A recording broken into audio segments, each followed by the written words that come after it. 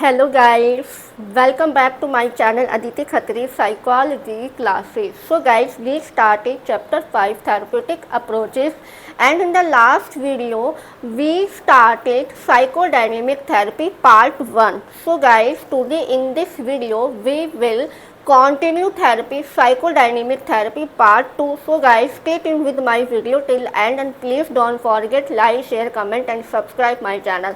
So let's start my video. So guys, हमने अपने previous lecture में साइकोडायनेमिक थेरेपी को स्टार्ट किया और हमने मेथड्स को डिस्कस किया था कि किसी पर्सन के माइंड में जब इंटरसाइकिक कॉन्फ्लिक्ट चल रहे होते हैं तो थेरेपिस्ट कौन से मेथड को यूज़ करते हैं उन कॉन्फ्लिक्ट को समझने के लिए। तो वहाँ पर दो मेथड की बात करते हैं, first free association method and second dream interpretation. Right, आपने वो वीडियो देखी है, आई होप वो क्लियर है। फिर भी कोई डाउट आ रहा है मुझे कमेंट सेक्शन में मैसेज करें। Clear? So today in this video we will discuss modality of treatment and duration of this therapy. हम ये थेरेपी को यहाँ पर आज कंप्लीट करेंगे। क्लियर? सो थेरेपिस्ट यहाँ पर कौन से ट्रीटमेंट की बात करते हैं कि क्लाइंट्स अपने कॉन्शियस माइंड में, अपने इनसाइट में, अपने नॉर्मल लाइफ में वापस आ जाए। थोड़ा सा हम रिकॉल करते हैं प्रीवियस लेक्चर का। हमने देखा कि पर्सन के माइंड में जब कॉन्फ्लिक्ट चल रहे होते हैं अपने इमोशंस से और अपने फीलिंग्स के साथ, जब वो कॉन्फ्लिक्ट से फाइट कर रहा होता है, तो यहाँ पर एक थेरेपिस्ट क्या बोलता है अपने क्लाइंट को कि आप अपने काउच पर ले डाउन करें और आप अपनी आइज़ को क्लोज करें। आपके माइंड में जैसे भी थॉट्स और फीलिंग्स आ रही है आप उन्हें शेयर करें अपने थेरेपिस्ट के साथ। आपको यहाँ पर कोई जजमेंट नहीं किया जाएगा, आप बिल्कुल एक कंफर्टेबल इन्वायरमेंट में है। ये चीज़ें यहाँ पर थेरेपिस्ट क्लाइंट को फील कराता है और रैपो को स्टेब्लिश करता है। राइट, जब अपनी ये फ्री एसोसिएशन मेथड कंप्लीट हो जाता है तो यहाँ पर ड्रीम इंटरप्रिटेशन की बात स्टार्ट करते हैं। जब क्लाइंट अपने काउच से उठ जाता है, वेकअप हो जाता है, तो यहाँ पर उन ड्रीम का इंटरप्रिटेशन किया जाता है जो क्लाइंट अपने लिए फील करता है। जैसे उसके ड्रीम है, लाइफ के गोल है, जैसे भी उसके थॉट फीलिंग है, उसको बोला जाता है कि आप उन्हें अब पेपर पर लिख दें। अनकॉन्शियस माइंड में जो भी उसके थॉट्स है, फीलिंग्स है, जैसे भी उसके थॉट्स है, जो अनफुलफिलमेंट हो रह गए हैं, जो डिज़ायर्स है, जो मोटिव्स है, जो अनफुलफिलमेंट है, जो जिसे वो पूरा नहीं कर पाया है, जिसकी वजह से क्लाइंट को एंजाइटी हुई है।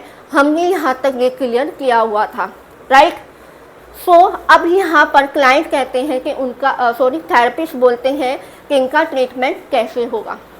तो फर्स्ट यहाँ पर थेरेपिस्ट बात करते हैं ट्रांसफरेंस की। ट्रांसफरेंस में क्या कहते हैं, client start identify the therapist with the authority figures of the past.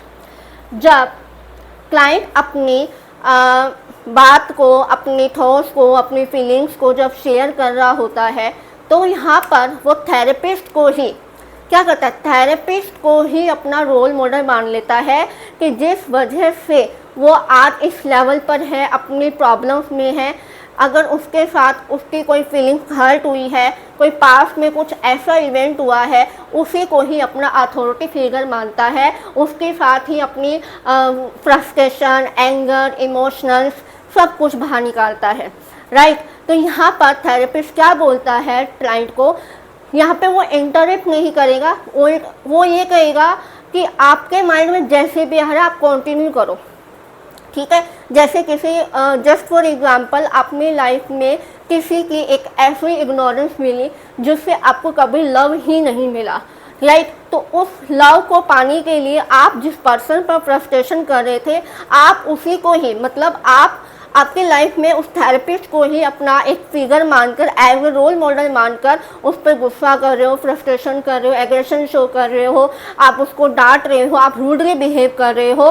क्यों कर रहे हो? क्योंकि आपके पास टाइम में आपने ये चीज़ें एक्सपीरियंस की है, आपने ये प्रॉब्लम्स को सफ़र किया है। इस चीज़ को यहाँ पर ट्रांसफरेंस बोला जाता है। क्लियर कि यहाँ पे क्लाइंट थेरेपिस्ट को ही अपना एज ए रोल मॉडल मानकर ही अपनी फ्रस्ट्रेशन, अपनी प्रॉब्लम, अपने इमोशन को शो करता है, क्योंकि पास्ट टाइम में उसके साथ ऐसा इवेंट हो चुका है जिसकी वजह से उसको एंजाइटी, डिस्ट्रेस लेवल उसका हाई है।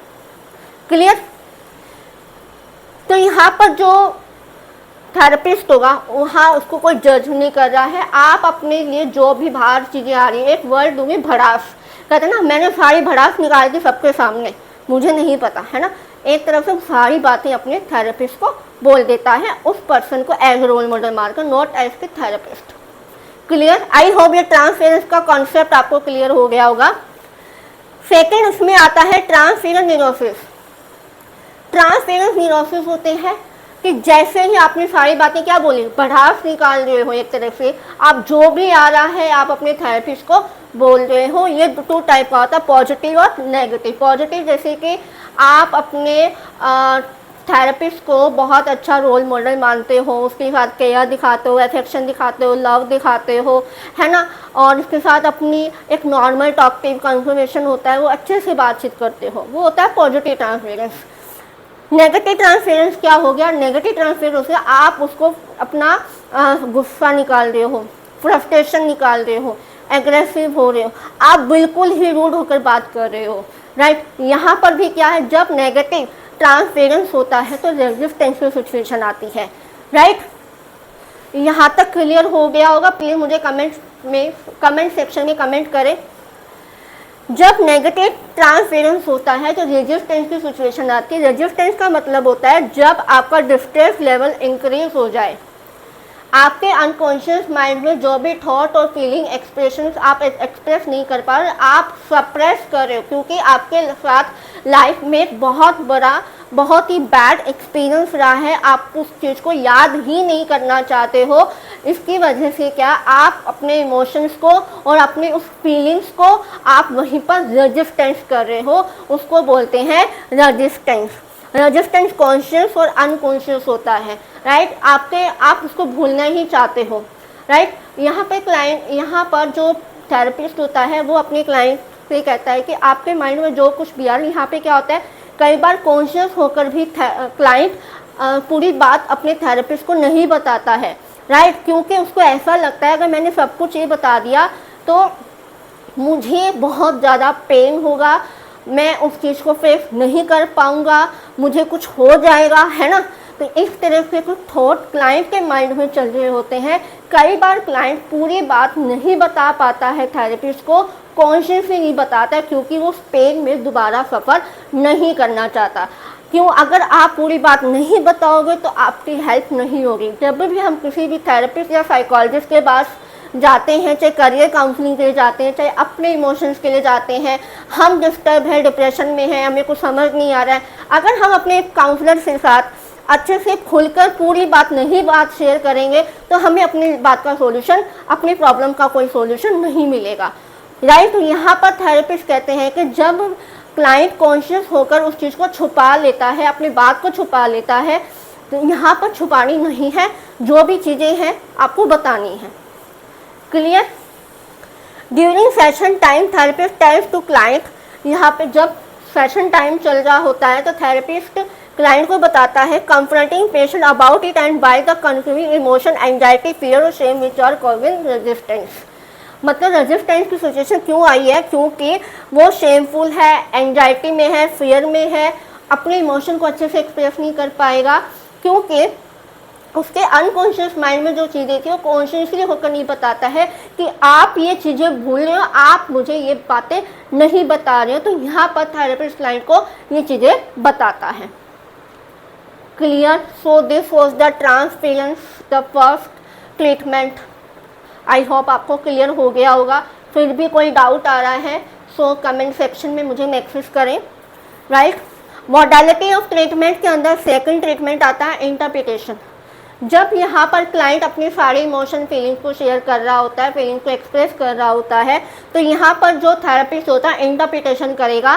सारे ओवर जो फ्री एसोसिएशन होगा, इंटरप्रिटेशन किया था, ड्रीम का इंटरप्रिटेशन किया था, ट्रांसफेरेंस हुआ था, ट्रांसफेरेंस न्यूरोसिस हुआ था, रेजिस्टेंस हुआ था, इन सारी चीज़ों को क्या करता है, जैसे जैसे वो चीज़ों बताता है यहाँ पे थेरेपिस्ट क्या करेगा, उसको इंटरप्रिटेशन करेगा कि चेंज अफेक्टेड हो सकता है इस लेवल के अंदर, राइट। तो यहाँ पर जो थेरेपिस्ट होगा कंफ्रंटेशन करेगा और क्लैरिफिकेशन। कंफ्रंटेशन का मतलब होता है कि जो भी क्लाइंट ने बताया है, जो भी एक्सप्रेस किया है, वहाँ पर कंफ्रंट करता है, क्या तुम्हारे साथ ऐसा भी हुआ था।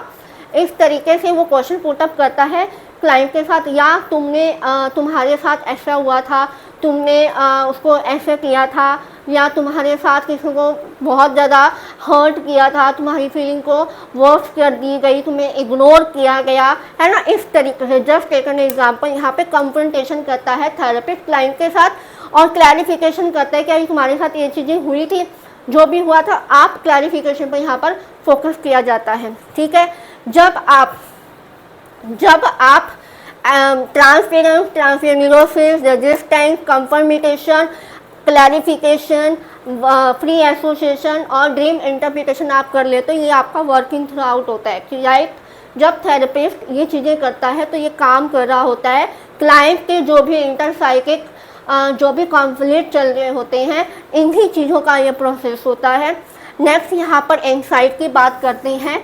इंसाइट कोई सडन प्रोसेस नहीं है, इंसाइट एक ग्रेजुअल प्रोसेस है क्लाइंट के अंदर चेंज आने का। यहाँ पर धीरे धीरे ग्रेजुअली ही क्लाइंट में कॉन्शियस अवेयरनेस आनी स्टार्ट हो जाती है और इंटेलेक्चुअल इमोशनल लेवल उसका इंक्रीज हो जाता है और इंसाइट जो होती है एंड ऑफ द थेरेपी होता है। जब एक क्लाइंट में इंसाइट की फीलिंग आ जाती है, उसको पता चल जाता है कि मेरी इमोशंस ये है, मैंने अपनी पूरी बात बाहर निकाल दी है, जो भी मेरा अनकॉन्शियस माइंड था, जो भी अनफुलफिल्ड डिज़ायर थे, मोटिव्स थे, उसको मैंने अपने थेरेपिस्ट के साथ बाहर निकाला है, राइट। यहाँ पे एक टाइम पे क्या होता है, क्लाइंट रिलैक्स हो जाता है, क्लियर। तो that is the reason to say insight is the end of the therapy, clear.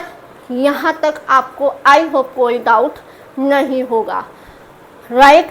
सो हमने ट्रीटमेंट को यहाँ डिस्कस कर लिया है, मेथड को हमने डिस्कस कर लिया है। सो नेक्स्ट हम बात करेंगे इसकी ड्यूरेशन ऑफ दिस थेरेपी।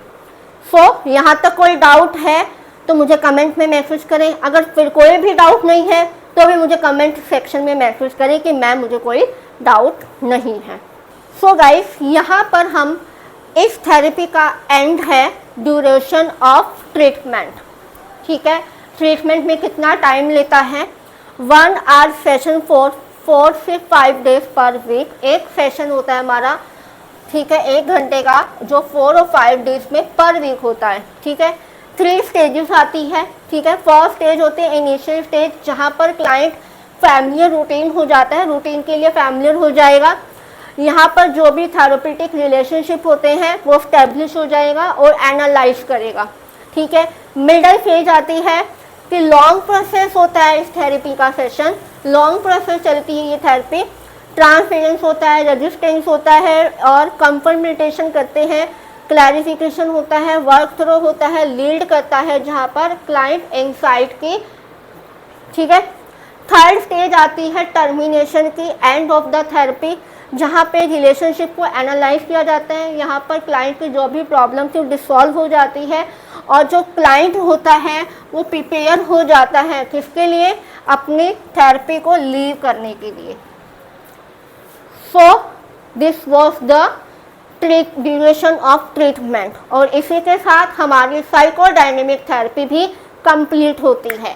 अगर कहीं भी इस थेरेपी में या किसी भी टॉपिक में कोई भी डाउट आ रहा है so please ask me in comment section. अगर कोई सारे टॉपिक आपको क्लियर है फिर भी मुझे कमेंट में बताएं कि मैम हमें सारे टॉपिक क्लियर हो चुके हैं। सो गाइस, मिलते हैं हमारी नेक्स्ट वीडियो में नेक्स्ट थेरेपी के साथ। तब तक bye bye, have a nice day.